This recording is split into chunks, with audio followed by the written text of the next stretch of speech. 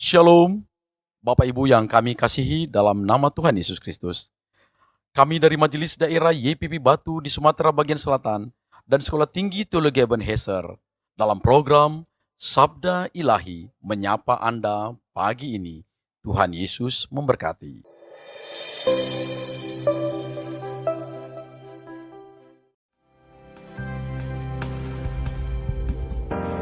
Oleh karena kemurahan Tuhan, ku ada sampai hari ini.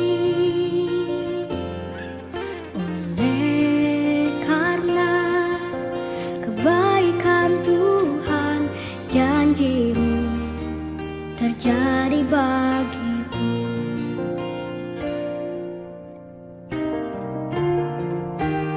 Ku sembah Kau Tuhan, ku mengangkat tanganku, selamanya Kau ajaib bagiku. Ku sembah Kau Tuhan, ku mengangkat wajahku, selamanya Kau hebat bagiku.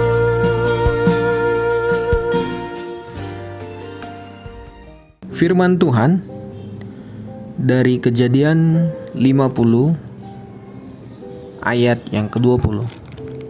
Demikian firman Tuhan. Memang kamu telah mereka-rekakan yang jahat terhadap aku, tapi Allah telah mereka-rekakannya untuk kebaikan, dengan maksud melakukan seperti yang terjadi sekarang ini, yakni memelihara hidup suatu bangsa yang besar. Bapak Ibu yang diberkati dalam nama Yesus, tema yang menjadi perenungan kita hari ini ialah Providence of God, pemeliharaan Allah. Dari Yusuf kita belajar bahwa tidak ada yang kebetulan dalam dunia ini. Semua dalam kontrol, dalam andil, dan dalam rencana Tuhan. Sehingga ketika saudara-saudara Yusuf datang kepada Yusuf agar Yusuf mengampuni dosa-dosa mereka, kejahatan yang mereka lakukan. Karena ketika saudara-saudara Yusuf melihat kematian Yakub, mereka takut bahwa setelah Yakub mati, Yusuf akan membalaskan setiap kejahatan yang dilakukan oleh saudara-saudaranya. Akan tetapi, Yusuf tidak membalas sedikit pun, sebab ia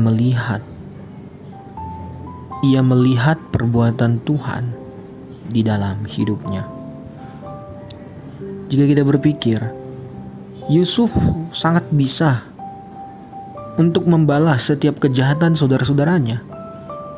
Akan tetapi Yusuf tidak melakukan itu, sebab ia telah melihat Allah menjadikan segala yang buruk, menjadikan segala hal yang pahit menjadi baik dan manis.